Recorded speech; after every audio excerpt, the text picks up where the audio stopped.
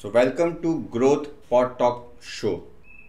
Our today's guest is someone who is into a noble profession. She has been into this field for last 17 years and has her own clinic at Prahlad Nagar, Ahmedabad. Today, I welcome Dr. Shwetambari Singh.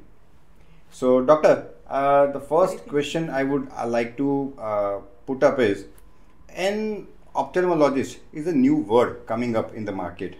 Can you just tell us what actually an ophthalmologist is?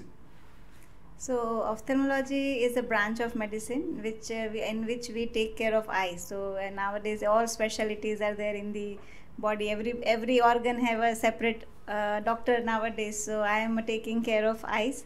So we take care of medical part as well as surgical part. So we do glasses checkup as well. We do cataract surgeries, refractive surgery, retinal surgery. So that part is tackled by us as an ophthalmologist. So you mean to say every ophthalmologist is an eye surgeon? Yes. In medicine we have one is MD physician. So that is not a surgical branch. So in ophthalmology we say we are MS ophthalmology. That means we are master in surgery. So it's ophthalmology per se is a surgical branch. So we all are surgeons. Ophthalmologists are surgeons. And I feel very bad when patients ask me, कि अच्छा आप आँख की surgery भी करते हैं? So that feels very bad because our whole life is eye surgeries. So yes, we are surgeons. So when we are talking of a surgeon, and I'm glad to have a talk with surgeon. Yeah. Can you share me your eye surgery journey or being a surgeon, your journey coming to this level? Yes. So I started my journey as a medical student in 1998. I did my MBBS from BJ Medical College. Then MS of Master in Surgery Ophthalmology also from Civil Hospital, that is MNJ Institute of Ophthalmology. It's a very prestigious institute in Western region of India. After that I did my cataract fellowship from Raghudeep Eye Clinic under Dr. Abhay Vasavda. And then I immediately got a job as a consultant at Nagri Eye Hospital, which is also a very, very prestigious hospital. I worked for 12 years there. For a brief amount of time I worked at Occura Eye Care, and then I started my own private setup at Prahlad Nagar in 2022.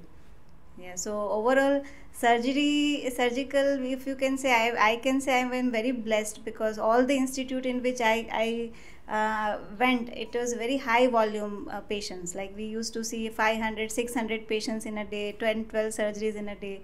So that is a very big part of any surgeon's life, that how many patients he or she has tackled. So in that way I can say I am very blessed as far as surgical journey is concerned. So such a rich experience. Yes, because you have been to such of the renowned institute such as Nagri. I don't think Ahmedabad में किसी को Nagri क्या है वो नहीं पता होगा. Yes. So you have worked with and you have been with such institutes for a long time. Yes. That's really great. So I think हमें कुछ और अच्छा जानकारी मिलेगी आपके पास से. Yes. Fine. So the next question I would like to know is कि एक normal इंसान के लिए what can be a time to do a eye checkup? मतलब is there a frequency one should get eye checkup done? सो देखिए, जब young होते हैं अराउंड 40 ईयर्स, तब तक तो सब आई इतना हेल्दी होती है. तो most of the time less than 40 years को इतना फ्रीक्वेंट आई चेकअप की ज़रूरत नहीं पड़ती, एक्सेप्ट उनको रिफ्रैक्टिव पावर हो. जैसे आई ग्लासेस आ जाता है अगर बचपन में, then they have to come for, because तो उनका विजन डाउन हो जाता है, then they have to come for to us. Apart from there अगर आप देखें कि रूटीन प्रिकॉशनरी आई चेकअप की बात करें तो आफ्टर 40 ईयर्स अगर जिसकी फैमिली में ग्लोकोमा है, जामर जिसको बोलते हैं, ग्लोकोमा की हिस्ट्री है, तो उनको रूटीन आई चेकअप इसलिए कराना चाहिए because it's a genetical disease. आपके पेरेंट्स को है, अंकल आंटी को है, ब्रदर सिस्टर्स को है, तो उन सब में आपको फ्रीक्वेंटली आई चेकअप, आई का प्रेशर वगैरह चेक कराना पड़ता है. अनदर डिजीज़ जिनको मायोपिया बोलते हैं, जिनकी आंखों का साइज, जिसको बहुत हाई माइनस नंबर होते हैं, उनके पर्दे वीक होते हैं, तो उनको भी रेटिनल इवेल्युएशन एवरी ईयर कराना चाहिए. सो ये दो चीज़ ऐसी है कि अगर वो नहीं कराते उनके कॉम्प्लिकेशन साइड थ्रेटनिंग है. तो ये एक चीज़ याद रखने जैसा है कि फैमिली में किसी को ग्लोकोमा है या आपको नंबर 7, 8, 9, 10 से ज़्यादा है, then you should frequently go to retinal specialist and glaucoma specialist. Apart from just to maintain a normal health, definitely you can go for once in a while, but अगर सब कुछ complain नहीं है, if you are feeling okay, then you don't need to come. And anyhow after 40 years सबको वो नज़दीक के चश्मे आ जाते हैं, तो they always come at the around 40-41 years to us, commonly known as बेताला। बेताला चश्मा। So that is the most of the time first visit to the ophthalmologist कि अब मुझे नज़दीक का नहीं दिखता है ऐसा। So major if I categorise what you shared, जो नॉर्मल है, जिनको कोई प्रॉब्लम नहीं है, उनको once in a while just एक चेकअप करवाना चाहिए। 40 के बाद तो ऐसे भी आपको जाना ही पड़ता है। पर अगर फैमिली हिस्ट्री है कोई भी पर्टिकुलर डिजीज की, हाँ, तो उस केस में आपको थोड़ा फ्रीक्वेंटली रेगुलर चेकअप्स करने चाहिए। और स्पेशली एक बात भूल गई, डायबिटीज़ जिनको बहुत 5-6 ईयर्स से ज़्यादा है और अनकंट्रोल्ड है, तो उसकी इफेक्ट पर्दे पे, आई के पर्दे पे पड़ती है। And that too leads to glaucoma. That too lead to glaucoma. वो कॉम्प्लिकेटेड, अगर बहुत अनकंट्रोल्ड रहता है तो ग्लाइकोमा हो जाता है। बट ऐसे डायबिटिक रेटिनोपैथी के लिए भी हमें एवरी ईयर एटलीस्ट उनको 5-6 साल डायबिटीज़ होने के बाद उनको once in a while retinal evaluation कराना चाहिए। सो ये तो थोड़ा सा डिजीज वाला और वो सब बातें हुई, पर जनरली लोग कौन सी कंप्लेंट्स लेके आते हैं? जनरली आजकल देखा जाए तो बिकॉज हम ये मीडिया जो हमारा है, स्क्रीन टाइम जो अभी आजकल बोलते हैं, उसकी वजह से जो नॉर्मल पब्लिक जिनकी आंखें हेल्दी है, लाइक यंग एडल्ट्स 18 to 24-30, वो सब they are coming with a very severe dry eye because उनका कंप्यूटर वर्क ज़्यादा होता है। मेनली कंप्यूटर वर्क में ऐसा कुछ डिजीज़ नहीं हो जाता है, बट प्रॉब्लम क्या होता है, when we are too much focused on computer और on screen, what happens that our blink rate reduces. Normally we blink around 15 to 18 times in a minute. But if your mind is so much engrossed in a work, like a person keeps on seeing to the screen and they forget to blink, so उसकी वजह से evaporative dry eye हो जाता है, जो tears है वो evaporate हो जाते हैं। Another thing is कि blepharitis है, वो छोटे छोटे minute dry eye symptoms बहुत common है, तो वो पेशेंट्स भी हमारे पास आते हैं। और एज आई सेड के रिफ्रैक्टिव पावर का जो आजकल इशू हुआ है, कि पहले के ज़माने में हमारे क्लास में 1 या 2 बच्चों को चश्मे का नंबर होगा, आज देखा जाए तो एक क्लास में 30 to 40% of children are having glasses. That number has drastically increased. हमारी लैंग्वेज में हम बोलते हैं कि इट इज़ जैसे कोविड का एपिडेमिक था जो सबको होता है, ऐसे हम बोलते हैं मायोपिक एपिडेमिक के एरा में है। Officially we are in a era of myopic epidemic.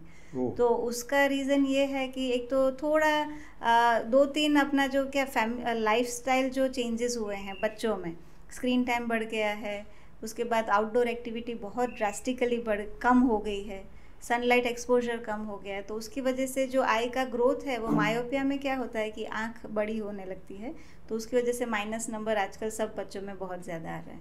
तो वो कॉमन कंप्लेंट्स हैं जो हमारे पास आजकल, apart from severe diseases which we take care of, ये सब जो कॉमन कंप्लेंट्स बहुत ज़्यादा बढ़ गई है जो पहले कम थी। आपने काफ़ी सारी चीज़ें बात की और काफ़ी सारे थोड़े से जार्गन्स थे, but I would specifically love to ask you and talk के जब हम स्क्रीन टाइम की बात करते हैं तो आजकल तो स्क्रीन टाइम ऐसा एक ट्रेंडिंग वर्ड है कि हमारे मोबाइल की सब ऐप्स में, मतलब मोबाइल में एक ऐप भी हो जाता है जो स्क्रीन टाइम दिखाता है। एंड पर्टिकुलरली जो हमारी बात हुई कोविड की, कोविड में भी बच्चों का स्क्रीन टाइम अननेसेसरी बढ़ गया बिकॉज के पूरा एजुकेशन उस पे चल रहा था। So can we have a limit और कैन वी डिफाइन, और हम नॉर्मल जनरल पब्लिक को क्या कह सकते हैं कि कितना स्क्रीन टाइम होना चाहिए, which is the ideal screen time, especially for adults and kids separately. So adult की बात करें तो देखिए स्क्रीन टाइम हम उनको बोल नहीं सकते because now everything is on screen.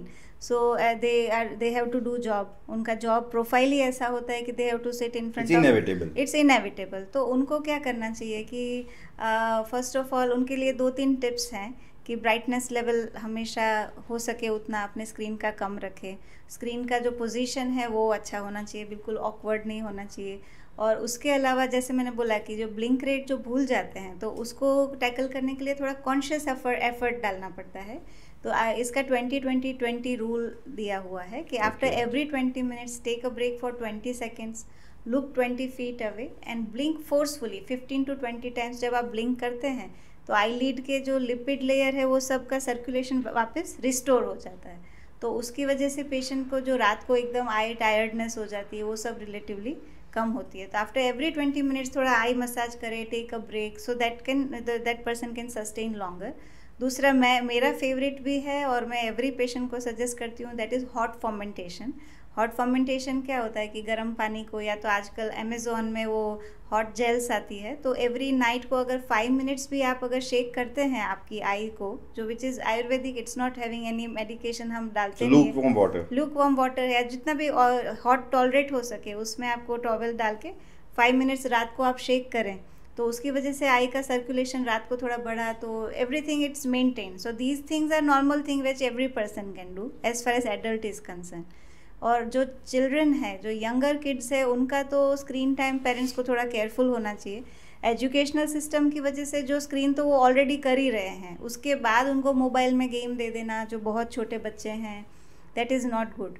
तो एजुकेशनल भी जो कंटेंट है मैं थोड़ा रेकमेंड करती हूँ अपने पेशेंट्स के लिए कि it should shift to laptop instead of very small font. Mobile आपके हाथ में, बिगर स्क्रीन, हाँ, ऑन अ बिगर स्क्रीन. जैसे आपने स्क्रीन लैपटॉप रखा टेबल पे, लैपटॉप को उल्टा लेके नहीं सो पाएगा, तो person child has to sit properly, तो लैपटॉप यूज़ करें instead of tablet and mobile. Another thing is जितना भी हो सके टीवी इज़ फाइन. टीवी क्या होता है कि टीवी 6 मीटर या 4-5 मीटर दूर होता है बिगर, तो उससे इतना प्रॉब्लम नहीं है. क्लोजर द मीडिया ऑब्जेक्ट वो प्रॉब्लम है. So I put it in a way, bigger the screen, bigger screen, more is the distance, and that's it. It may be hazardous but less.